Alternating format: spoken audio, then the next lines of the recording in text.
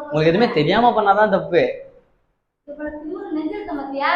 நீ என்ன செய்ய இந்த வார்த்தை வந்தாங்க இந்த மாதிரி சொன்னாங்கப்பா அப்படின்னு உங்க அப்பா சொல்லு.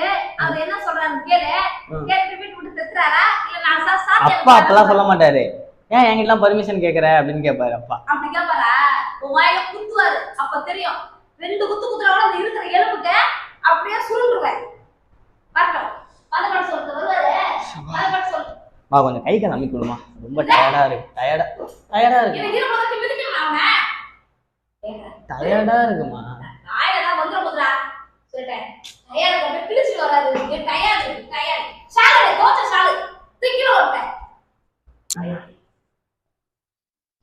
சபா அதே மூஞ்சி பச்சையா வைக்கறதுக்கா மூஞ்சி ரெண்டு பூசி அதெல்லாம் பூசி அது நோக்காம நம்ம டென்ஷன்